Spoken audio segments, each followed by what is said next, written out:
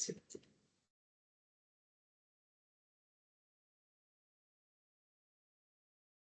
Bonjour. Bonjour.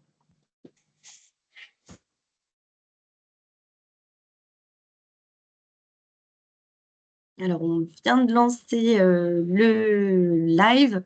On est en avance, on est les premiers, donc on attend juste qu'il soit 11 h pour pouvoir commencer.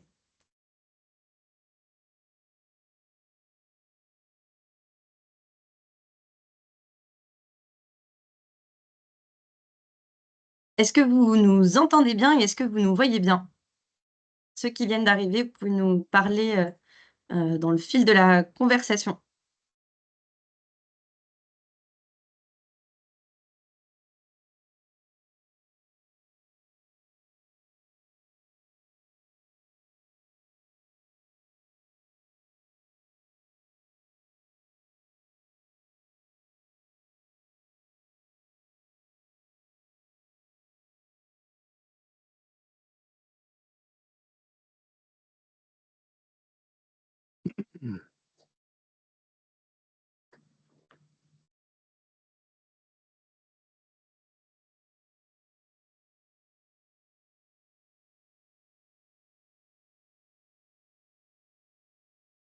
Bonjour Emmanuel.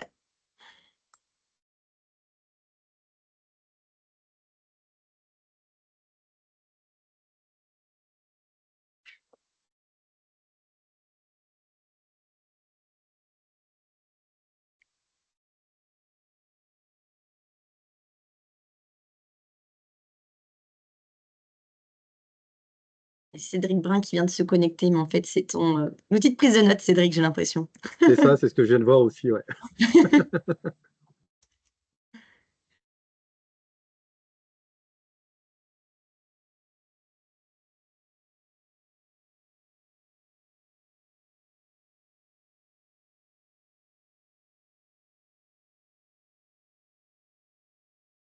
OK. Merci pour vos retours, monsieur ou madame Hugues et Victor.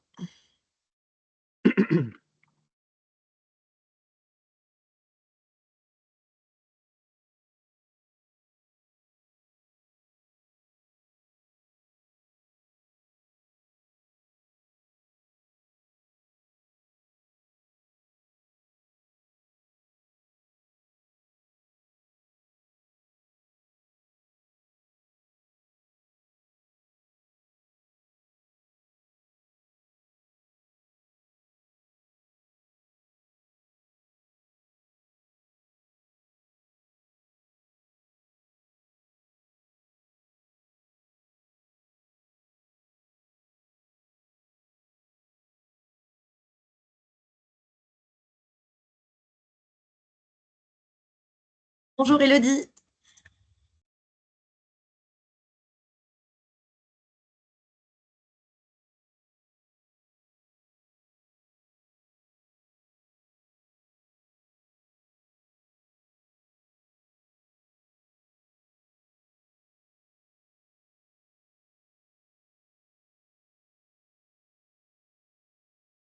Géraldine, bonjour à tous connectés. On attend encore qu'il soit 11 h au moins passé pour commencer. Ça arrivait là.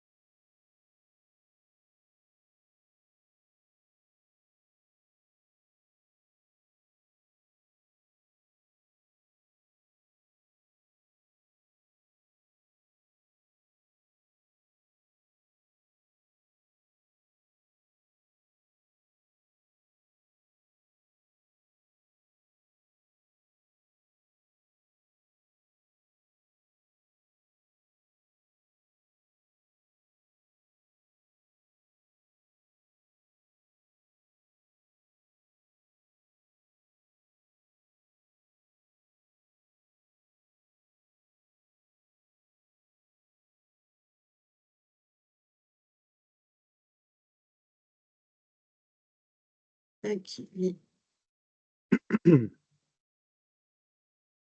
Des personnes qui se connectent. On attend encore une petite minute et puis on va pouvoir, attaquer.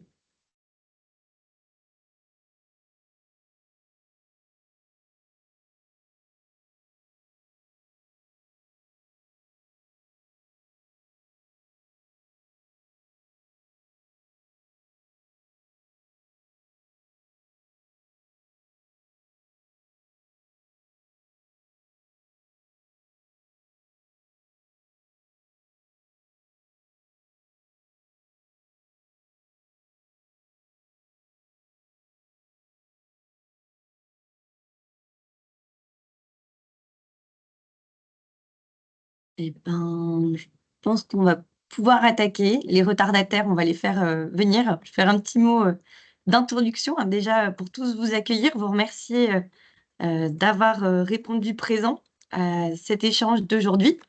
Je parle, au nom de Cédric, hein, mais que je présenterai, par ailleurs, mais on est ravis en tout cas, d'organiser cet échange, ce matin. Pour ma part, de recueillir en tout cas le témoignage, de Cédric en tant que professionnel également, du recouvrement et puis, bah, d'avoir ce format, convivial de discussion, hein, vraiment, comme un podcast, qui va nous permettre, bah, voilà, de vous apporter en tout cas, on espère, beaucoup de témoignages de valeur ajoutée, derrière. Donc pour me présenter, donc je suis Thaïs, L'Huissier. Je suis en charge d'animer les partenariats pour le compte d'Info Légal, depuis maintenant, 6 ans et plus particulièrement aussi l'offre et les partenariats à destination des professionnels du recouvrement. Alors ça peut être des cabinets de recouvrement, des commissaires de justice. Ça fait souvent rire, on me dit que je porte bien mon nom d'ailleurs. Et donc, bah, je commence bien à connaître, les besoins de ces professionnels, du recouvrement et donc voilà, c'était aussi cette initiative qui a motivé, cet échange, que je ne partage pas seule, hein, bien sûr, que je partage avec un expert du recouvrement qui est Cédric et que je vais vous présenter, par ailleurs. Le temps que les retardataires et les dernières personnes se connectent, je vous présente le déroulé, de la matinée. Donc, on va répondre à cette problématique, hein. Quelles sont les datas, hein, pour optimiser, votre recouvrement? Mais, déjà, on va commencer par se demander, pourquoi on a besoin d'utiliser de la donnée? C'est une question, hein, qu'on peut, légitimement, se poser, hein. Parce que, ben, on pourrait se dire: «On a des factures, qui sont en retard, on a du re la relance à faire». Ben, on relance par défaut, pourquoi on se casse la tête finalement à regarder de l'information? Ensuite, on essayera de définir, hein, de manière vraiment très pratique, quelles sont les données importante. Et puis après, d'un point de vue plutôt organisationnel, comment et quand, je peux exploiter cette donnée dans mon, service au sein de mon recouvrement. Et puis on terminera sur des bonnes pratiques, hein, vraiment, cet échange, on le veut, de cette manière. Comment est-ce qu'on peut en tirer vraiment, ben, profit dans son quotidien, pour, avoir, bah, quelques points d'amélioration peut-être ou en tout cas d'ouvrir son esprit sur de nouvelles pratiques. On a prévu 1 heure d'échange. Ça va s'organiser de la manière suivante. On a 45 minutes, allez 50 minutes, max, où on va, pouvoir, bah, présenter, le sujet. Moi, j'ai préparé beaucoup de questions à adresser à Cédric, et puis, on garde 10-15 minutes en fin d'échange, plutôt pour, répondre aux questions sur lesquelles, bah, moi, j'aurais pas peut-être pas pensé et qui, seraient intéressantes d'aborder. Et puis également, on souhaitait vous proposer de nous faire des feedbacks, des retours positifs, sur ce que vous avez retenu, de l'échange. Voilà et puis on gardera aussi un petit temps pour vous expliquer la suite, l'envoi du replay, les tests, qu'on peut proposer, l'organisation, hein, pour des rendez-vous également dédiés. Donc voilà, donc ce petit mot d'introduction, pour vous, réexpliquer, bah, le contexte de l'organisation de ce webinaire. Comment ça va se passer en termes de déroulé? Vous avez un bandeau, de discussion, une conversation et également un espace dédié aux questions-réponses. Je garde un œil sur les questions-réponses, au fil de la présentation, donc n'hésitez pas vraiment à les adresser au fil de l'eau. Voilà, encore une fois, c'est un témoignage, c'est quelque chose qui doit, vivre et ça vivra bien, suivant également, votre participation qui, j'espère, sera nombreuse. Donc pour commencer, ce webinaire, je vais vous présenter, Cédric, hein. C'est toujours un exercice compliqué de se présenter, donc Cédric, je prends la main.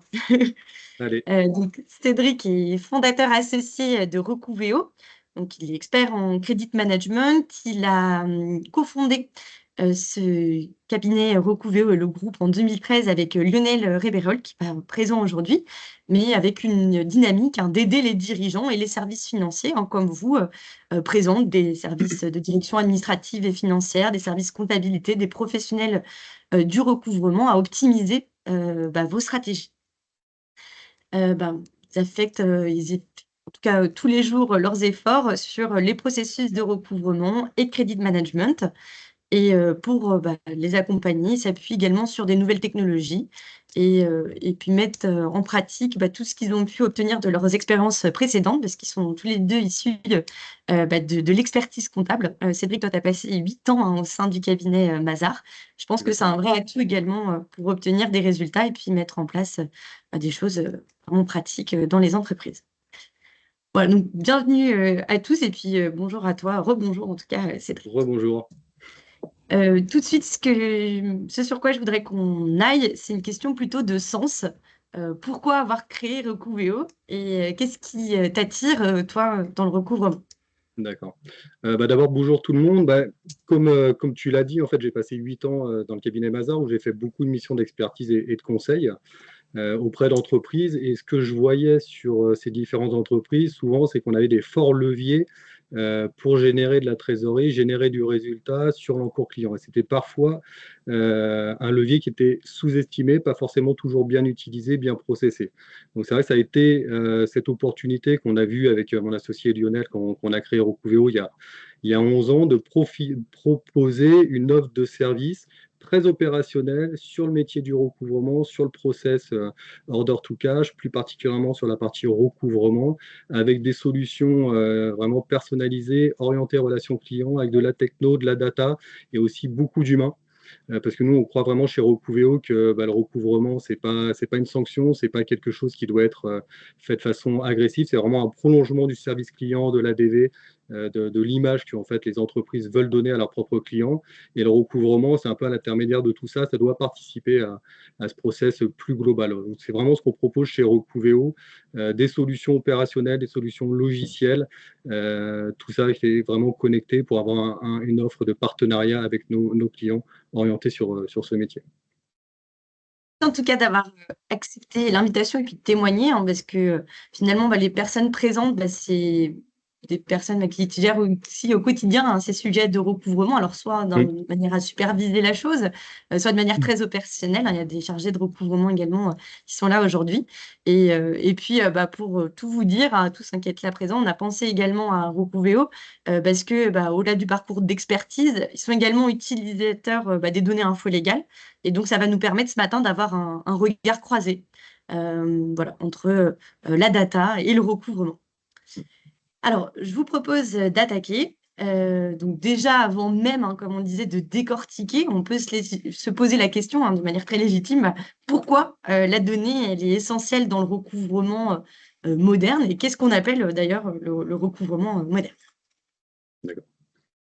Mais selon moi, le recouvrement moderne, c'est une approche stratégique humaine qui dépasse la simple relance de paiement. Ça va vraiment au-delà. Ça intègre des outils technologiques avancés comme de l'automatisation, d'analyse de données pour optimiser l'efficacité et personnaliser les interactions, mais également des actions humaines en cherchant toujours à préserver les relations clients tout en sécurisant la trésorerie. Donc, le recouvrement moderne, pour nous, chez Recouvéo, il s'appuie sur 3 piliers, la technologie, la data et l'humain. C'est vraiment les 3 éléments importants qui guident nos actions chez Recouvéo. Et dans ce recouvrement moderne, comment la data, elle transforme le process de recouvrement?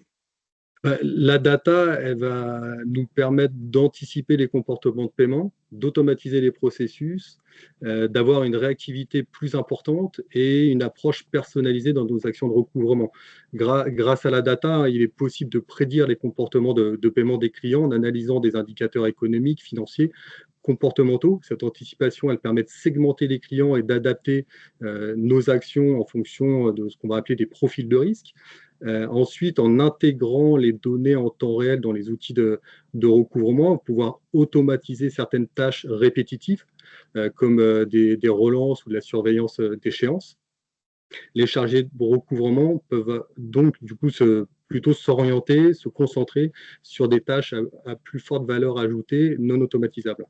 Et la data, elle permet du coup une réactivité accrue, parce qu'on a des données disponibles en temps réel. Les entreprises, elles peuvent réagir immédiatement à des signaux, des notifications qui sont fournies via de la data interne ou externe. Donc, ça peut être très bien de la data qui est fournie par InfoLégal, par exemple, ou de la data qui est générée par les outils CRM, outils de recouvrement que les entreprises en interne. Donc, ces notifications vous permettent d'agir vraiment rapidement au plus proche des besoins dès qu'un événement est constaté.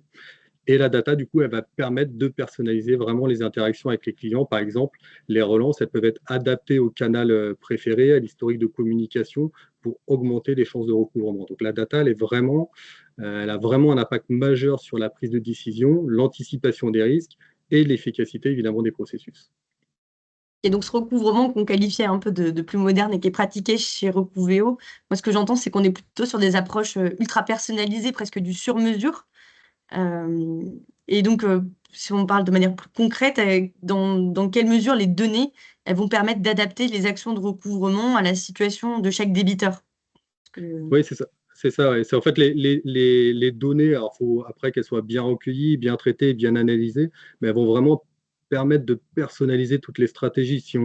Et notamment, on va devoir croiser aussi de la donnée interne générée par nos propres outils. Donc, ça peut être des habitudes des paiements, des volumes d'affaires, des taux de litige, l'évolution du DSO qu'on calcule client par client, mais également, on va croiser ça avec de la donnée externe, type InfoLégal, sur des scores de solvabilité, des données juridiques, de l'information financière, des notifications que vous-même vous pouvez créer. Et en croisant toutes ces informations, on va pouvoir adapter nos approches. Si on prend par exemple deux exemples un peu opposés, on va dire par exemple une typologie de clients qu'on va qualifier de fiables, donc plutôt des clients réguliers qui respectent leurs engagements avec peu ou pas de retard de paiement. Donc là, on va avoir de la data interne et externe qui va nous dire on a un bon historique de paiement, on a des données externes solides, bonne solvabilité, croissance de l'entreprise, absence d'incidents et des bonnes relations commerciales. Donc là, on va plutôt avoir une approche du recouvrement sur ce segment de clients avec de l'automatisation des rappels avant échéance pour gagner du temps et assurer un contrôle qualité de la facturation. Et en cas de retard, ça peut toujours arriver, même quand on a des signaux qui sont positifs, on va plutôt avoir une communication qui va être positive, comprendre pourquoi, malgré les signaux qui sont plutôt au vert, la facture est payée ou est payée avec du retard suite à nos relances. Et voilà, donc ça va permettre de corriger aussi peut-être les process et d'identifier tout ça et de pérenniser vraiment la relation commerciale. À l'opposé de ce type de segment de clients, on peut avoir des clients mauvais payeurs chroniques. Donc là, pour le coup, c'est des clients qui accumulent des retards de paiement, qui nécessitent du coup un suivi, on va dire, intensif dans le cadre des actions de recouvrement qui doivent être menées. Donc de la data qui va plutôt nous dire, on a des historiques de paiement qui sont plutôt défavorables, avec des retards, des litiges. On a des signaux externes inquiétants, ça peut être un score infolégal qui se dégrade, ça peut être des ratios, baisse de chiffre d'affaires, baisse d'excédent de bout d'exploitation, baisse de trésor qui se dégradent également, et du coup des relations commerciales qui peuvent être dégradées. Donc là, on va plutôt, pour ce type de client, avoir des actions strictes, rapides. On va aller très rapidement sur du recouvrement judiciaire ou une externalisation du recouvrement avec des sociétés comme Recouvéo. Et surtout, on va éviter d'étendre le crédit client. Voilà. Donc, c'est deux catégories vraiment opposées, bons payeurs, on va dire, et mauvais payeurs chroniques, mettent bien en évidence l'importance de segmenter votre encours client. Entre ces deux catégories-là, bon, on peut avoir une multitude de catégories, de segments de clients, avec des actions vraiment totalement adaptées à chacune de ces catégories. Donc la segmentation, elle est vraiment essentielle, et la data dans cette segmentation est vraiment primordiale, aussi bien la data interne que la data externe. OK, ouais, je comprends le système. Donc on se disait pourquoi? Bah, tout simplement, pour segmenter et cette segmentation permet in fine d'être plus efficace, d'orienter des actions, suivant la Exactement. situation, du débiteur et puis, bon, ce qu'on recherche, je suppose, hein, c'est la performance, bien évidemment, des Exactement. actions que vous pourrez mener. La performance chez Recouvreo, on la recherche parce on a cette volonté justement d'apporter ce service à nos clients, et en plus, on a aussi un mode de fonctionnement successif, donc on est obligé d'aller rechercher cette performance, Mmh. et ce qu'on nous recherche en interne, les entreprises le recherchent également dans leur propre process, notamment quand on les accompagne. Ouais, dans les process internes, peut-être même, s'il y a des KPI ou des objectifs qui doivent être fixés. Et je pense Exactement. effectivement que ça doit être des choses qui doivent être suivies de près par nos clients. Deuxième question, c'est plutôt celle voilà, donc on a précisé qu'il y avait un intérêt à utiliser de la donnée, c'est de bien comprendre de quelle data finalement on parle, parce que bon voilà, je suis bien placée aussi pour le savoir. Il y a une multitude de données, alors des données qui sont liées à la facture, des données dont tu parlais, qui sont liées à la connaissance du débiteur, de la donnée interne, de la donnée externe, alors voilà, plutôt de la donnée par exemple comme info légale, financière, juridique, capitalistique. Et on a aussi plein de sources, des sources publiques, des sources privées. Donc, comment on fait le tri dans tout ça? Quelles sont les principales données à prendre en compte dans le process de recouvrement? Est-ce qu'on peut distinguer du moins des grandes catégories? Alors, effectivement, la donnée, elle est multiple. Comme tu disais, on a de la donnée publique, on a de la donnée gratuite, payante, et puis toute la partie de la donnée interne. Donc là-dedans, il faut pouvoir s'y retrouver. Le tout, c'est de récupérer la bonne donnée, d'avoir de la donnée qui soit utile et pas être submergé par de la donnée. Mais en tout cas, on peut définir 4 grandes catégories de données. Tout d'abord, il y a les données financières, c'est les premières auxquelles on pense, donc qui permettent de comprendre la santé économique d'un client. Et sur la donnée financière, on a de la donnée interne qu'on peut nous-mêmes calculer, soit grâce à un logiciel de recouvrement ou un CRM ou un outil en tout cas qu'on a en interne. Donc ça va être par exemple tout ce qui concerne l'antériorité des encours, le montant des encours, le DSO calculé client par client. Donc ça, c'est vraiment de la donnée interne. Et puis, on a de la donnée externe aussi qu'on peut avoir de façon publique, gratuite ou payante. Et c'est là aussi qu'Info Légal a cette utilité. Alors, souvent, bien aussi, sous réserve que les entreprises publient leurs comptes. Quand les entreprises ne publient pas leurs comptes, ça peut être, ce manque de transparence peut être perçu comme un risque. Donc ça, c'est aussi à prendre en compte. Mais en tout cas, Info Légal, par exemple, est capable de nous fournir un score de solvabilité, si on devait en retenir qu'un seul, sur la donnée financière externe. Ce score de solvabilité, il est quand même extrêmement utile et il permet d'évaluer le risque qu'on a par rapport à un client. Et après, on retrouve d'autres choses type les délais de paiement client-fournisseur. Donc là, ce n'est pas calculé pour la relation qu'on a nous-mêmes avec notre client, mais pour l'ensemble des relations qu'il peut avoir avec ses clients et fournisseurs. Tout ce qui concerne les ratios de liquidité générale, les ratios d'endettement, tout ce qui concerne la CAF, le BE, qui peuvent du coup donner une évaluation de la santé financière dans l'entreprise. Donc ça, c'est la donnée financière. À côté de ça, on a une deuxième catégorie qui concerne tout ce qui est données juridiques, donc là qui permettent plutôt d'identifier des risques majeurs liés à la situation légale ou structurelle d'une entreprise. Et là, moi, j'en retiendrai 3 principaux, tout ce qui concerne les procédures collectives. C'est vrai que c'est important d'être averti au plus tôt quand une procédure collective a été publiée. Et tout ce qui concerne aussi les mandats des dirigeants, savoir qu'un dirigeant, par exemple, a plusieurs mandats dans des entreprises qui sont toutes plus ou moins en difficulté ou avec des procédures récurrentes présentes en cours ou passées. Ça donne aussi une indication sur la On a fiabilité d'un client.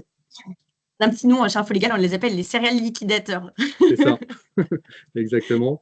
Et puis l'existence aussi de privilèges, ça c'est vraiment important, ça donne forcément des signaux forts qui permettent de mener des actions rapides. Donc, voilà. Donc deuxième catégorie, les données juridiques. Troisième catégorie, tout ce qui concerne les données comportementales et notamment les habitudes de paiement. Voilà, donc on a pas mal de data qui peut être disponible notamment en interne sur l'historique des comportements de paiement, les volumétries de paiement, de facturation, la régularité des paiements, les incidents de paiement. Donc tout ça, c'est des indicateurs qu'il faut suivre autant que possible pour pouvoir identifier au plus tôt des difficultés, pour pouvoir mener les actions nécessaires. Et enfin, la dernière catégorie, c'est les informations sectorielles. C'est toujours important de prendre en compte le contexte général d'une entreprise, pouvoir voir ses habitudes de paiement versus ce qui est constaté habituellement dans le secteur. Est-ce qu'ils sont au-dessus, en dessous? Est-ce que c'est plutôt favorable, défavorable? Une entreprise, une TPE dans un secteur en crise comme la construction, on va mettre une surveillance qui va être un peu plus importante que dans une entreprise plus établie dans un secteur de croissance. Voilà. Donc vraiment, tous ces éléments, ces 4 éléments sont vraiment importants à prendre en compte pour avoir une évaluation globale du risque porté à un client. Super. Merci, ça permet d'effectivement bien comprendre et segmenter en tout cas tout ce volume de data. Il y en a une qui me parle un peu plus qu'une autre, c'est celle des données de comportement de paiement. Je vois qu'il y a des clients info légal et des participants également à notre programme en interne qui s'appelle le Smart Data, sur lequel j'anime également cette collecte, hein. Donc, c'est un programme qui permet en fait aux clients, aux utilisateurs, dire aux non-clients aussi de le faire, hein, de collecter et de mutualiser de l'information sur les comportements de paiement.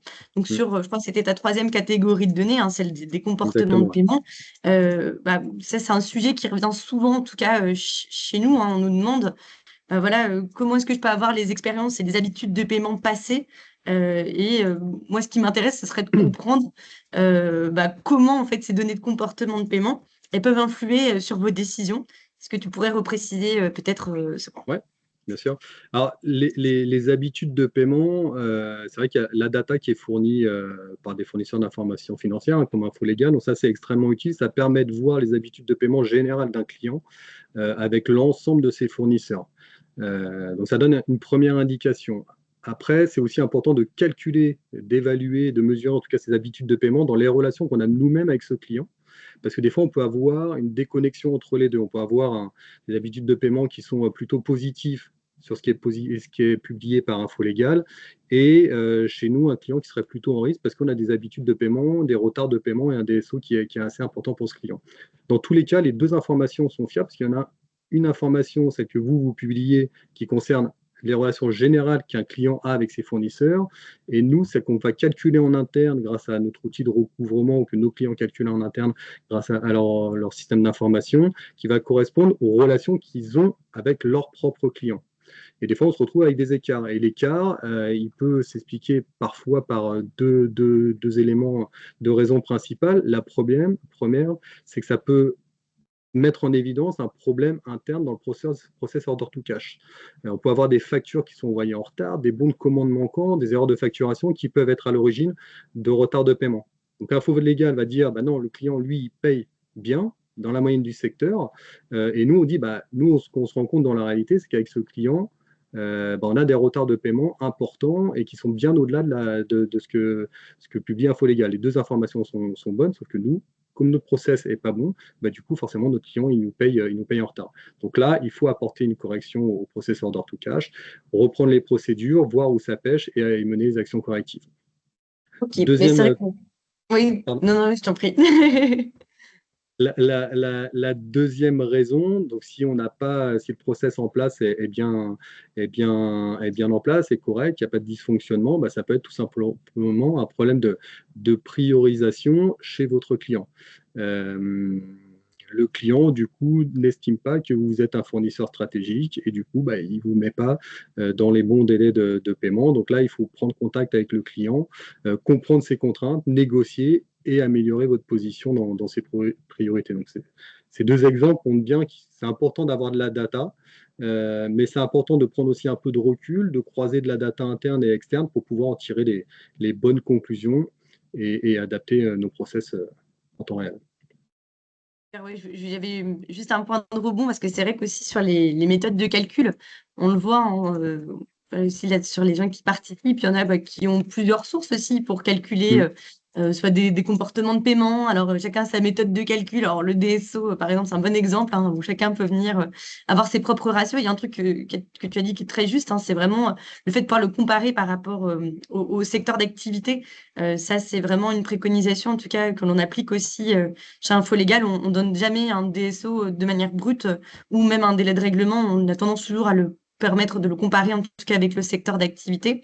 Exactement. Et dans les évolutions aussi qu'on a fait sur notre programme de collecte et de mutualisation de données, on est allé plus loin aussi en se disant comment je peux me comparer moi par rapport aux autres remettants d'infos légales, aux autres remettants de cette communauté Smart Exchange et également par rapport au secteur d'activité. Donc, ça permet d'avoir vraiment, voilà, au global, son secteur et soi. Et donc, ça permet d'avoir plusieurs degrés aussi pour analyser ces comportements de paiement. Mm. Même si ça explique pas voilà, de manière, les mots en tout cas derrière, mais c'est une bonne technique en tout cas de pouvoir approfondir et de se positionner vis-à-vis du débiteur. Sur les sujets en tout cas qu'on aborde, il y a beaucoup de choses qui reviennent hein, de manière un peu récurrente, les sujets de performance, de paiement, de solvabilité dans le recouvrement. C'est vrai que c'est crucial. Alors, c'est même la mission principale, je pense, d'une personne qui est en charge du recouvrement, c'est de réduire finalement ces délais de règlement, d'encourager les paiements de manière plus rapide, un peu une course contre la montre, on pourrait le percevoir, hein, pour faire rentrer le cash le plus vite possible. Aussi, bah, de ne pas se retrouver dans des situations où la société aurait pu tomber en défaillance entre-temps, et puis dans une logique aussi d'améliorer sa trésorerie. Bon, on ne peut pas vous refaire ça à tous, hein, c'est votre métier, c'est votre quotidien à tous, vous connaissez ça très bien, mais moi, ce qui m'intéresse, c'est plutôt de creuser sur les bonnes pratiques, les leviers qu'on peut avoir à activer pour ben, encourager ces paiements de manière plus rapide. Et pour ça, bah, je pense que c'est important d'être peut-être bah, voilà, au cœur et au creux de l'information et d'identifier bah, quels sont les principaux indicateurs d'alerte, de surveillance que vous avez pour anticiper finalement ces défaillances chez vos débiteurs. Alors, nous, il y a 3 indicateurs vraiment qui sont essentiels qu'on suit. Ça, c'est vraiment la base. Tout d'abord, c'est un indicateur interne. Il est classique, c'est le DSO, calculé en interne, client par client. Il est vraiment spécifique aux relations que l'entreprise a avec ses propres clients et il reflète directement les comportements de paiement. Donc ça, c'est vraiment la base, le DSO calculé en interne, client par client, évidemment global aussi, mais voilà, client par client. Et ensuite, 2 indicateurs externes et que nous, on utilise notamment ceux fournis par Info Légal, donc tout ce qui concerne les délais de paiement global client et fournisseur. Donc là, on revient à ce que je disais tout à l'heure, et puis le score de solvabilité. Si on a ces 3 éléments, DSO calculé en interne, délai de paiement fourni par Info Légal et le score de solvabilité, ça permet quand même d'anticiper grandement des problématiques et d'adapter les actions de recouvrement en fonction de ces typologies. Ensuite, on a d'autres indicateurs qui peuvent être utilisés. Nous, il y a une rubrique qu'on aime beaucoup, c'est la rubrique événements, parce que pour le coup, ça reprend vraiment tous les éléments de la vie de l'entreprise avec les cessions de parts sociales, d'actions, tout ce qui concerne les retards de paiement signalés. Les non-dissolutions anticipées d'entreprises malgré la perte de la moitié du capital social. Il y a aussi une partie sur les articles de presse donc, qui peuvent mettre en évidence des pertes de marché, de la croissance, des difficultés. Donc tout ça, c'est aussi des éléments pour lesquels c'est important de recevoir des notifications. On en reparlera certainement après, notamment sur le paramétrage et la capacité à remonter cette data.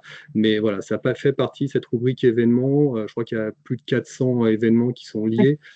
C'est vraiment, il ne faut pas récupérer les 400 parce que sinon on se retrouve submergé par de la data et trop de data tue la data et on ne peut C'est rien en trop faire. positif. Ouais. Exactement, mais bien centré voilà, sur ce que nous on estime en interne être utile.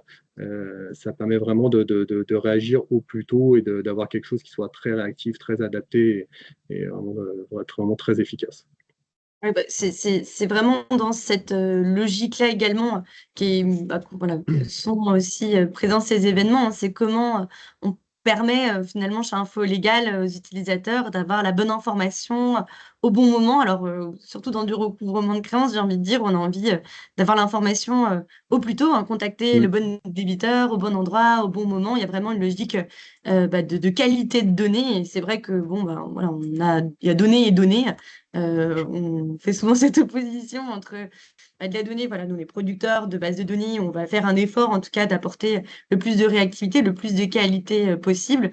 Et on a tendance à, voilà, à vouloir comparer aussi bah, cette donnée-là, par exemple la donnée produite par Info Légal avec de la donnée qui est disponible en open data, qui est gratuite, donc un premier niveau d'information, mais qui n'est pas toujours la plus fraîche ou la plus à jour. Ça me Clairement. permet aussi de faire voilà, une petite parenthèse peut-être sur ce sujet, parce que bah, sur le focus des données, bon, on peut aussi se poser la question de la qualité de la donnée et quelle est l'importance, en tout cas pour vous, aux professionnels du recouvrement, en termes de qualité, est-ce qu'on attend des choses particulières vis-à-vis de ça? Ouais, bah, la qualité, comme tu disais, c'est vraiment la base, hein. Elle doit être fiable, elle doit être à jour et elle doit être vraiment le plus à jour possible. Donc pour tout ce qui concerne la donnée interne, donc issue des systèmes d'information, bah, elle est dépendante du correct paramétrage et de la correcte intégration des différentes sources de données. Donc la façon dont en interne, une entreprise va être en capacité d'ingérer tous les éléments, toutes les actions qui ont été menées et tous les éléments à la fois financiers, comportementaux ou autres qui permettent de retranscrire de la donnée qui va être exploitée par la suite. Et puis pour la donnée externe, Comme tu disais, il y a de la donnée publique, il y a de la donnée gratuite, il y a de la donnée payante. Effectivement, le gratuit versus le payant, il y a quand même une grosse différence. Le payant, certes, ça a un coût, mais par contre, ça permet d'avoir de la donnée qui est de bien meilleure qualité et qui est aussi immédiatement à jour. C'est vraiment le point important. Et on voit, nous, sur la data qui nous est fournie par InfoLégal, il y a une réactivité certaine, importante, qui permet d'être toujours le plus réactif possible. Je rebondis parce que bon, je suis bien placée pour le savoir en termes de qualité de données, cette notion de réactivité que tu exprimes. Ça, c'est un des points importants. On gagne en moyenne 15 jours d'avance par rapport aux informations qui sont disponibles en open data. En fait, on va aller chercher l'information dans ce qu'on appelle les journaux habilités à publier des annonces légales. Sans, sans rentrer dans le détail, c'est des supports habilités qui permettent voilà, d'avoir l'information de la manière la plus réactive parce que d'abord, les sociétés vont devoir faire office d'une publicité dans ces supports habilités. Munis de ces supports et de ces publications, ils vont pouvoir aller voir le greffier qui va modifier le cabis, etc. Et c'est ensuite que le BODAC ou les autres sources seront, elles, au courant de ces changements ou de ces modifications. Donc, c'est vrai que d'avoir une bonne qualité, c'est surtout avoir une bonne source de données et typiquement, voilà, sur des process de recouvrement, de pouvoir identifier l'information au plus tôt, ça me paraît être important. Et puis, il y a des points que tu évoquais aussi tout à l'heure sur enfin, sur certaines sources. En fait, il y a des sources qu'on ne retrouve pas sur, notamment, je pense à ce registre des paiements et des contentieux, sur des retards, des impayés, des Mm. contentieux. Là, on peut apporter de l'information en plus. Ça permet d'orienter, de se dire peut-être que je vais prioriser certaines actions de recouvrement ou de relance si je vois qu'il y a 2, 3 autres sociétés également qui sont sur le dossier et qui demandent aussi des paiements, ou au contraire, j'ai identifié qu'il y avait des risques ou des difficultés dans la presse légale sur des non-dissolutions, voilà, des événements de risque, de difficultés, et donc je peux aussi orienter mes actions derrière. Effectivement, donc on est plutôt alignés là-dessus. Pour notre prochaine thématique, voilà, maintenant qu'on a un peu qualifié le type de données et puis ce qu'on entendait par données, maintenant c'est vraiment plus opérationnel, comment on exploite toute cette information et quand on l'exploite également dans vos systèmes. Si on reprend le cycle de recouvrement, est-ce qu'on peut qualifier comment, et puis à quelles étapes précises peut-être vous allez vous appuyer en tant que professionnel du recouvrement sur les données qu'on a évoquées un peu plus tôt? Ouais. La data, en fait, elle est disponible, elle est utilisée tout au long du cycle hors tout cas, donc vraiment de la signature d'un contrat ou de la prise d'une commande jusqu'à l'encaissement de la facture. Voilà. Donc la difficulté, c'est de maîtriser la quantité d'informations et de déterminer aussi en amont quelles sont les informations stratégiques, les indicateurs qu'on va utiliser pour surveiller un client et s'assurer que tout marche correctement. Sur la data que nous, on utilise côté InfoLégal, sur la data InfoLégal, en fait, il y a 3 modes pour la récupérer. On a l'espace client web, des mails reçus dans le cadre d'alerte quand on fait de la mise sous surveillance, ou l'interface API. Donc sur les 2 premiers modes, l'espace client et les mails, c'est très utile. Par contre, ça demande quand même un traitement humain qui est important. Quand on met un client sous surveillance, on détermine aussi des éléments de surveillance. Donc, il faut faire attention de ne pas en mettre trop, ou à l'inverse, de ne pas en mettre assez, pas de mettre assez d'éléments de surveillance ou des éléments qui seraient inutiles, parce qu'on risque soit dans un cas de se retrouver submergé par de la data. À chaque fois qu'il va y avoir une mise à jour, on va recevoir un email qu'il va falloir traiter de façon humaine. Donc, on risque d'être submergé s'il y a trop d'éléments qui sont mis sous surveillance. Ou à l'inverse, si on n'a pas mis assez d'indicateurs pour exercer cette surveillance, on se retrouve avec des éléments qui sont insuffisants pour pouvoir mener à bien nos actions. Donc, voilà. Donc, c'est vraiment important de se dire, voilà, quand on met un client sur surveillance, quels éléments on va surveiller, quel impact ça va avoir sur notre process. Okay, donc ça, c'est l'espace client ou les mails reçus, donc c'est utile. Derrière, par contre, il y a un coût de traitement humain qui peut être long et fastidieux. Tu disais ? Le nom chez nous, ça s'appelle Portail Info Légal, mais c'est ça, c'est un espace client. C'est C'est ça. ce que tu appelles l'espace client. Exactement. Et voilà. Et à l'opposé, on a l'interface API. Donc là, c'est plutôt ce que nous, on va préconiser quand c'est possible, qu'on a aussi des outils derrière, par exemple, un logiciel de recouvrement qui va pouvoir intégrer cette data. L'interface API, ça permet vraiment de remonter tout en temps réel euh, et avec des notifications qui vont se déclencher en fonction du type d'alerte qui est remonté par InfoLégal. Donc ça, c'est vraiment le mode le plus fluide possible, le plus efficace possible. Et aujourd'hui, une API bien conçue, intégrant un outil de recouvrement et un fournisseur de données financières peut vraiment transformer radicalement la gestion du poste client. Et avec un paramétrage précis des alertes et des connecteurs performants, ça permet d'intégrer toutes ces données de manière fluide et vraiment d'optimiser l'efficacité du processus de recouvrement et de réduire significativement aussi les coûts associés. Oui, et puis je pense aussi derrière tout ça, il y a aussi peut-être une problématique de mise à jour de l'information. Voilà, tu l'évoquais également, le fait d'avoir une information fraîche, à jour, qu'elle doit être rafraîchie également assez régulièrement, hein, pour qu'elle C'est soit ça. pertinente.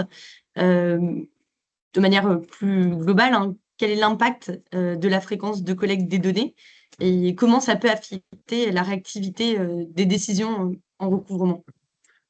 La mise à jour, effectivement, elle doit être la plus fréquente possible. Donc, on préconise surtout sur les interfaces API une mise à jour quotidienne parce que ça va avoir un impact vraiment en temps réel sur les process de recouvrement. Donc, la mise à jour, elle doit être la plus fréquente possible. Ok. Quotidienne, enfin, c'est Exactement. le préconisé. Et plus concrètement, est-ce que tu peux partager un exemple concret d'une stratégie de recouvrement qui a permis, enfin, qui a pu être mise en place grâce à la donnée, à la bonne exploitation de la donnée? Ouais. Alors, pour le coup, vraiment l'utilisation de la donnée chez Rocuveo, donc c'est vraiment notre quotidien. Nous, la data, on la gère, on l'utilise pour gérer au mieux l'ensemble des portefeuilles qui nous sont confiés par nos clients. On a une multitude de clients. Ces clients ont une multitude eux-mêmes de clients débiteurs. Donc, voilà, on a un portefeuille énorme à gérer au quotidien. Donc, on doit utiliser cette data pour pas mener tout de front, tout selon le même niveau d'importance, sans quoi on ne pourrait pas s'en sortir. Donc, par exemple, on a intégré mi-novembre un portefeuille pour un nouveau client. C'est un portefeuille dégradé, un peu plus d'1 million d'euros, 4000 clients B2B. Donc, un portefeuille conséquent en termes de nombre de dossiers et surtout avec des disparités de montants unitaires importants. En gros, ça allait de 100 à 80 000 euros pour les créances. Donc, sur 4000 clients B2B, donc vraiment quelque chose d'assez massif à relancer. Dans ce cas-là, si on n'a pas notre outil de recouvrement VOStack et de la data info légale, c'est compliqué de pouvoir prendre en charge ce portefeuille.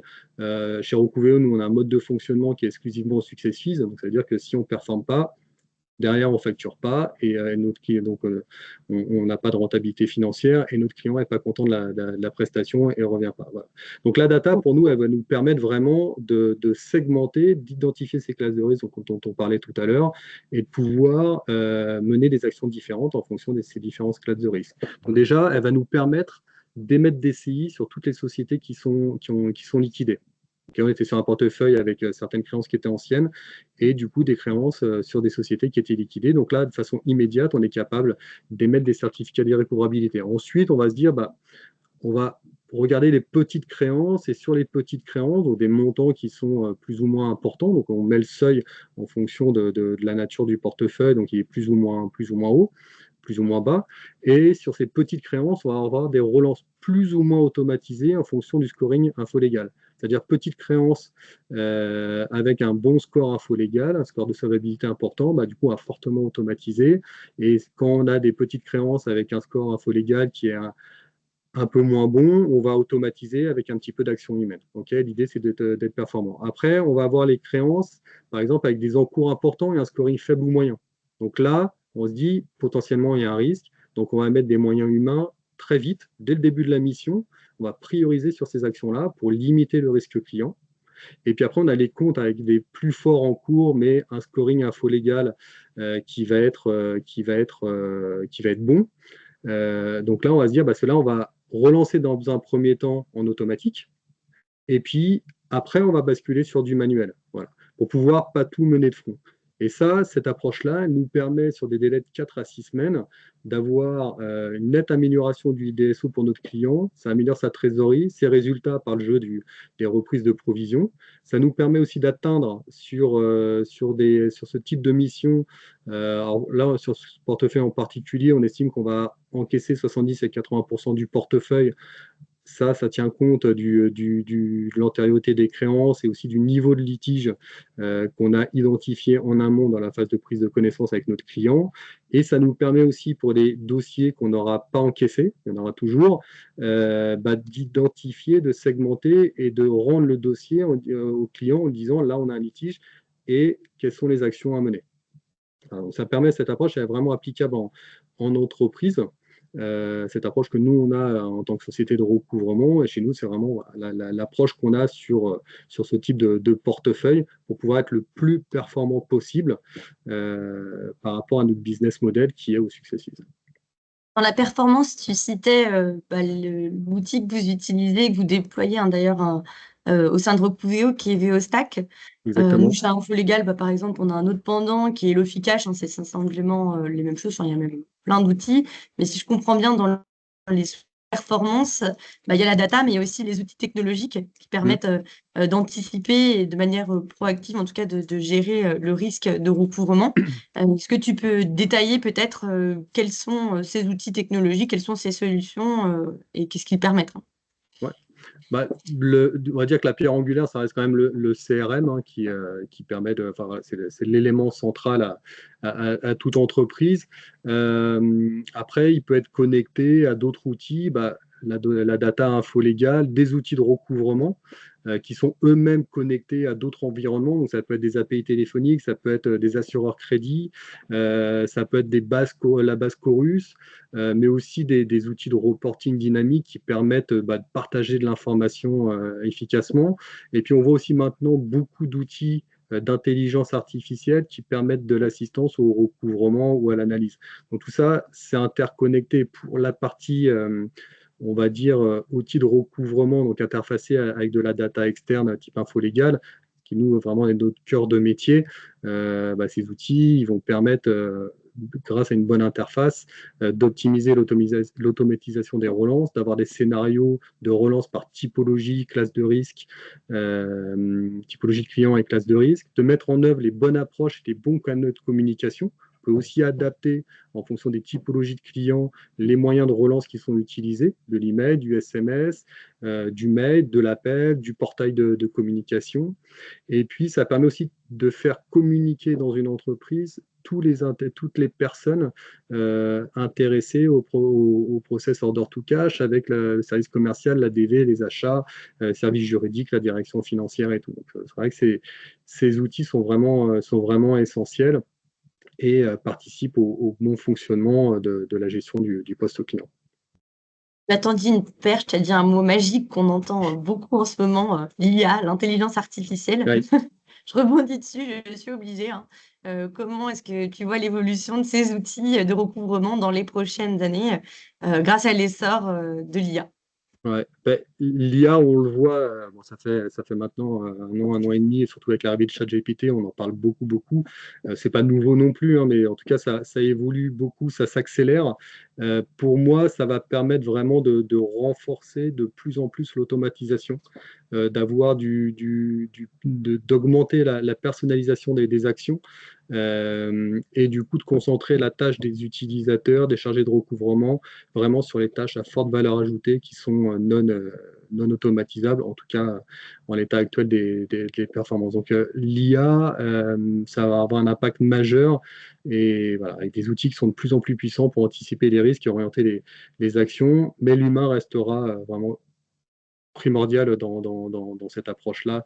On aura toujours besoin d'humains, peut-être maintenant mieux orientés, mieux appliqués, en tout cas sur des éléments à plus forte valeur ajoutée.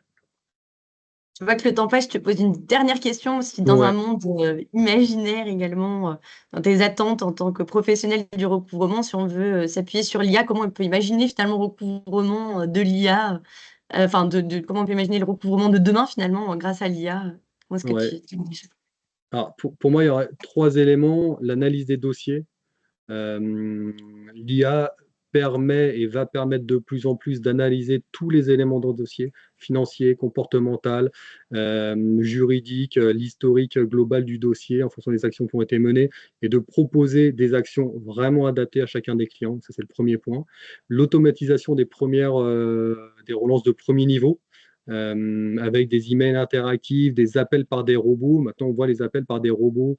C'est plus une voix qui est totalement monotone, totalement robotique et désagréable à entendre. On a vraiment l'impression d'avoir un humain. C'est encore perfectible. Il y a encore des choses qui peuvent être faites. Mais en tout cas, sur des premières relances, des premières identifications de litiges simples, c'est un apport déjà à date qui est essentiel. Et puis après, toute la partie aussi analyse et assistance conversationnelle, aussi bien sur des appels téléphoniques que sur des réunions, la rédaction de comptes rendus de réunions, préparation d'emails, prochaines actions, etc. Enfin, c'est vraiment assez bluffant ce qui se fait actuellement. Nous, chez Rocuveo, on a commencé à intégrer dans nos outils ce type de technologie d'intelligence artificielle. On voit que les apports sont énormes, vraiment énormes, et pourtant on est vraiment qu'au début. Donc, voilà, c'est vraiment quelque chose qu'il faut intégrer dans nos process et ça va avoir vraiment des apports énormes sur le métier. Ça va bousculer aussi le métier de credit manager et de chargé de recouvrement. Donc, c'est là, il faut le prendre en compte, l'utiliser correctement, pas faire n'importe quoi non plus, mais en tout cas l'utiliser à bon escient. Et puis c'est vrai que même nous, voilà, on a tous les 2 nos petits robots qui se sont connectés à la réunion, C'est ça. pour, faire un petit compte rendu du webinaire. On vous l'enverra à la suite. Ça se trouve, c'est même pas nous qui présentons le webinaire d'ailleurs. C'est ça, c'est un bluff. C'est bien fait, hein. C'est ça. Bon, bah, pour conclure, est-ce qu'on garde un petit temps également, pour répondre à vos questions à tous, on va attaquer la dernière pratique enfin la dernière partie, hein, que j'adore, qui est vraiment la partie la plus, pratico-pratique. Voilà, on va finir, conclure, sur ça, hein, comment, voilà, on est face à des enjeux. Alors je ne vais pas vous refaire tout le discours, hein, important, hein, qui demande d'être particulièrement, vigilant. Une augmentation importante des défaillances, un besoin, on l'a dit, hein, plein de fois, de réduire ses DSO, d'avoir de la trésorerie et puis, au sein des directions financières, hein, d'avoir des bonnes solutions, pour pallier, soit le manque de personnel, les difficultés, de recrutement. On en entend beaucoup parler, hein, quand on échange avec vous, ou de fidéliser, hein, des collaborateurs. On voit en tout cas qu'il y a ces différentes problématiques qui s'intermêlent, s'entrecroisent et puis, voilà, on pourrait en tout cas se dire, très concrètement, là, il est, 11h48, voilà, la pause du déjeuner. Cet après-midi, pour tous ceux qui ont écouté, le webinaire, quels sont les 2-3 conseils que tu peux donner et que les personnes qui assistent à ce webinaire, qui sont en charge du recouvrement, que ce soit des DAF ou des credit managers, autrement qui le supervisent, comment ils peuvent faire appliquer ces 2-3 conseils ou les appliquer eux-mêmes? Alors, mon principal conseil, on voit qu'il y a beaucoup de choses qui existent maintenant, on n'a pas d'autre choix que d'y aller. La techno, elle est là, l'intelligence artificielle, elle est là, elle se développe. Ça donne envie, il faut y aller, mais par contre, mon premier conseil, c'est de ne pas partir tête baissée dans des projets longs qui vont être chronophages et qui vont nous éloigner aussi peut-être du moment présent et des priorités actuelles. Donc, le premier conseil, ça serait de définir vos objectifs et vos priorités. Clarifier vos objectifs. Qu'est-ce que c'est votre objectif? Réduire votre DSO, sécuriser vos encours, travailler sur vos litiges, que vous avez fort taux de litiges, etc. Donc, c'est vraiment définissez vos enjeux, vos objectifs, et aussi aligner vos enjeux avec vos contraintes internes, quelle est votre capacité en termes d'équipe, ressources financières, vos échéances à court terme. Donc, ça, c'est vraiment le premier point. Définissez vos enjeux et vos priorités. Ensuite, adaptez vos actions au risque client. Analysez, segmentez vos débiteurs. On en a parlé tout à l'heure. Nous, on utilise des outils avancés avec notre logiciel de recouvrement et de la data, mais juste une balance AG, un grand livre auxiliaire client, une bonne analyse, ça peut le faire. On le fait, nous, sur des phases de prospection avec des clients qui nous envoient des grands livres auxiliaires totalement anonymisés. Ça marche très bien, ça permet d'identifier des priorités. Voilà. Ça permet déjà d'avoir une première approche. Donc ça, c'est vraiment important de prioriser vos efforts sur les segments critiques. Et ensuite, allez-y progressivement avec des solutions rapides et rentables dans un premier temps et des solutions plus complexes ensuite. On a vu beaucoup de clients ou de prospects qui bloquent tout leur recouvrement, ou en tout cas qui ne mènent pas les actions nécessaires, sous prétexte de la mise en place d'un CRM, d'un logiciel de recouvrement ou d'autres outils qui leur prend plusieurs semaines, plusieurs mois. Pendant ce temps-là, il ne se passe rien. Et derrière, le risque client il est de plus en plus important. Les encours, ils sont de plus en plus importants. Leur provision client augmente. Et derrière, ça a des impacts qui sont vraiment importants en termes d'impact financier. Et c'est compliqué de récupérer tout ça. Donc, allez-y progressivement. Mettez en place d'abord des solutions rapides avec un fort ROI, et puis après, aller plus loin avec des outils plus avancés, plus complexes, mais une fois que vous avez des bases solides. Donc, on retient les objectifs, d'adapter les actions et puis d'y aller step by step, au final. Exactement, exactement. Parfait, on va pouvoir passer à la dernière phase de conclusion. Merci Cédric d'être Merci à prêté au toi. jeu de ce témoignage. Maintenant, c'est à vous tous qui êtes présents de pouvoir aller plus loin, d'adresser vos questions dans l'espace dédié, un espace questions-réponses. Voilà, et puis également, vous pouvez en profiter pour faire, si vous n'avez pas de questions, si tout a été très clair, vos retours sur ce que vous avez aimé, sur ce que vous souhaitez partager, sur ce que vous avez retenu de l'échange que l'on a eu avec Cédric. Et puis, on va pouvoir prendre les premières questions qui arrivent dans le fil. Alors, Victor, quand on parle de défaillance, certes, mais on a des dossiers qui arrivent en recouvrement ou ce sont des escrocs, qu'est-ce qu'on peut faire pour ça? Ça, c'est plutôt une question côté info légale, donc je vais la prendre. Déjà, merci pour la question, Victor.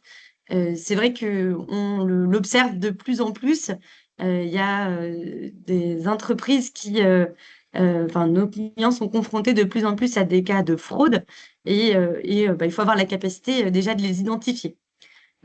Pour moi, il y a plusieurs niveaux pour les identifier. L'idéal, c'est avant que ça se produise, lors de l'ouverture des comptes, que ce soit le service ADV, le commerce, de pouvoir identifier si c'est pas une coquille vide, une société fantôme, un cas d'usurpation d'identité.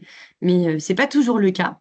Et donc, vous aussi, en tant que chargé de faire ce recouvrement, c'est de pouvoir bloquer au plus tôt les prises de commandes, de ne pas perdre du temps avec des dossiers qui, in fine, seront irrécouvrables du fait de la nature même. Si on parle d'un escroc, en l'occurrence, voilà, vous n'avez pas beaucoup de recours. Et de pouvoir intenter des actions, porter plainte, faire jouer les assurances. Voilà. Donc, il y a vraiment un travail d'identification de ces cas d'escroquerie et de fraude. Et nous, ce qu'on a développé chez Info Légal, c'est un indicateur. Alors, on l'appelle Vidoc. Il a fêté ses 1 an au mois de novembre. Et c'est une super solution parce qu'elle permet vraiment d'évaluer le risque de fraude. Et là, on n'est plus sur des prismes liés à la solvabilité. C'est vraiment différent. On ne va pas se dire, est-ce que la situation de l'entreprise est bonne? Est-ce qu'elle a la capacité de me régler la créance? Mais vraiment d'évaluer ces impayés prémédités. Est-ce que l'entreprise a vraiment la volonté de payer sa créance? Et donc, pour les cas que vous évoquez, ça pourrait être intéressant, en tout cas, de l'utiliser. J'espère que ça répond à la question. Est-ce qu'il y en a d'autres? Je vois pas les plus récentes. Alors, dans le fil de la conversation, cette fois, Karine, comment embarquer les services commerciaux qui ont souvent du mal à prendre en considération nos conseils en credit management? C'est souvent le cas, ça. Ça, nous, c'est un point qu'on voit souvent chez des nouveaux clients. Quand on prend en charge des portefeuilles, bien souvent, ça met en évidence des problématiques de process interne.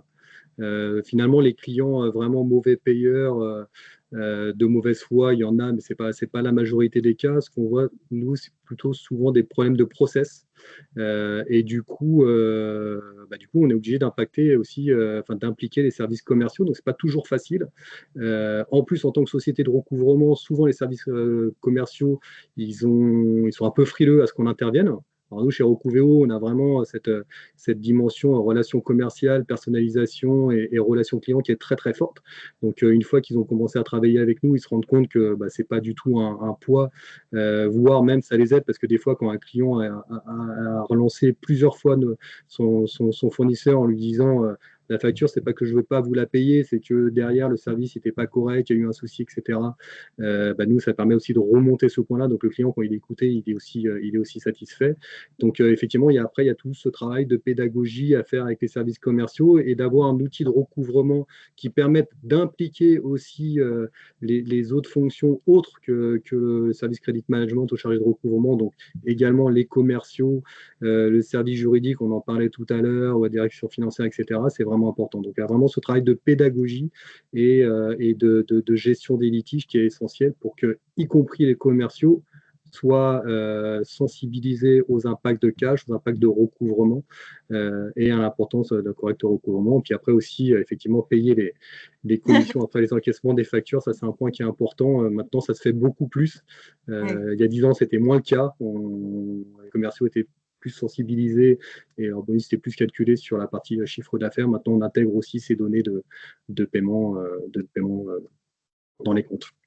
Oui, c'était la remarque de Christian, payer les Oui, commerciaux et complètement. créer les encaissements des factures. C'est vrai que Ouais, c'est assez incitatif, on va dire. c'est ça. Et Est-ce c'est qu'il bien y de a mettre un peu de d'autres. pédagogie aussi. C'est ça.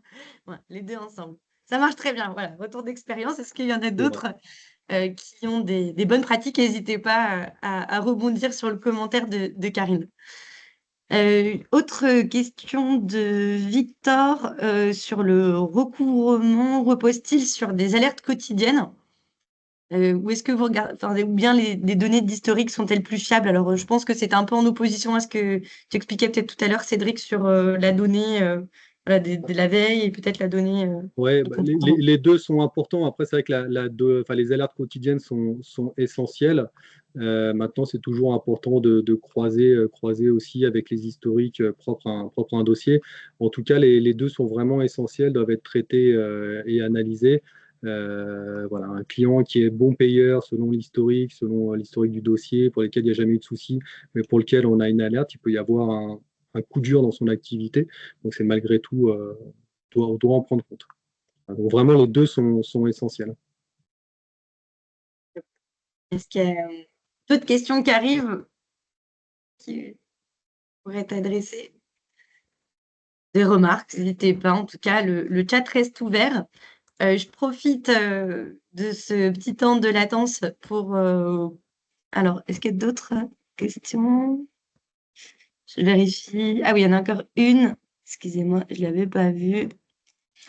Alors, une question de Thomas en gestion locative. Comment répondre à un locataire professionnel non satisfait de l'exploitation de l'espace? Est-ce un argument d'impayé? Comment cela peut se chiffrer? C'est pour moi, ça.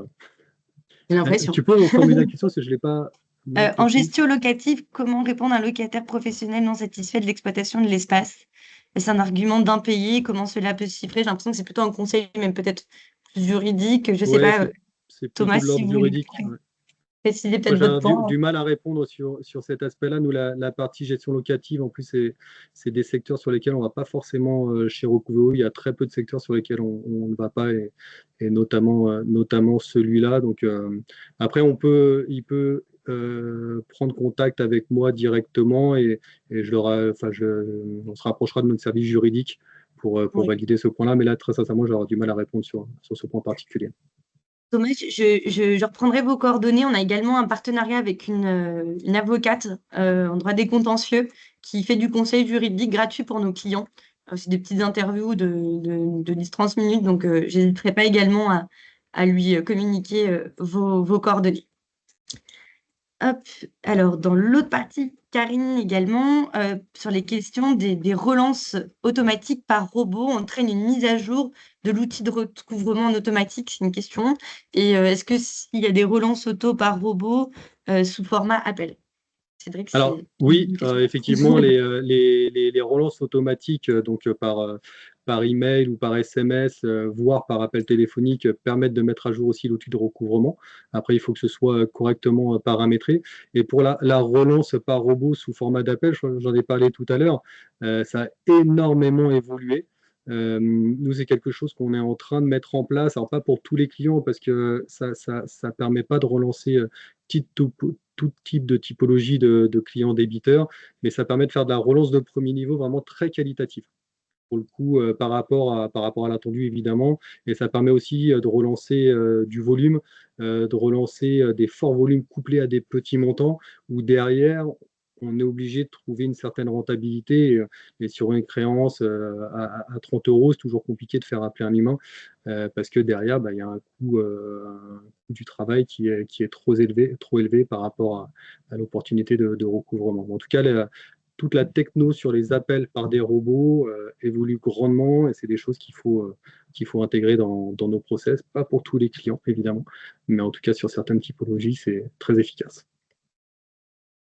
Parfait, bah, j'ai l'impression qu'on a fait le tour des premières questions et des premiers retours qui ont été faits, à chaud. Bah, il est midi, pile, on est vraiment, tous, Parfait. bien alignés, donc c'est parfait.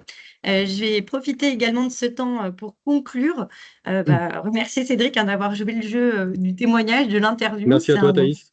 C'est que c'était, la première, donc tu t'en es, super bien tiré et merci en tout cas d'être, d'avoir répondu présent. Pour, tous, bah, je vais vous expliquer maintenant les prochaines étapes. Donc, on va vous envoyer un lien du replay, de l'échange qu'on a pu avoir, ce matin, que vous allez pouvoir réécouter, rediffuser, repartager en interne si vous le souhaitez. On vous propose également de trouver ici, nos coordonnées. Donc vous pouvez, si vous voulez approfondir avec nous, bah, nous contacter. Vous pouvez tester également, nos solutions. Enfin voilà, Info Légal, il y a des tests, gratuits. Bah, Cédric l'expliquait, il marche au succès. Vous pouvez commencer à confier aussi des premiers dossiers pour expérimenter aussi, chez Recouvreo. Et quoi Exactement. qu'il arrive, on prendra le soin en tout cas, de vous recontacter, suite à ce webinaire, pour planifier, voilà des échanges dédiés, sur, les 2 sujets. Voilà, c'est vrai que je ne sais pas si tu veux également dire un petit mot, de la Non, non, fin? merci effectivement pour cet accueil et voilà, pour la mise en place de ce webinaire et de ce témoignage et voilà, sur la façon dont tu utilises la data et notamment la data infolégal. Ouais, bon, bah, parfait et ben, merci Merci à à tous. tous. On vous souhaite un bon appétit et puis, à très vite alors. Bonne journée. Bonne journée, à bientôt. Au revoir.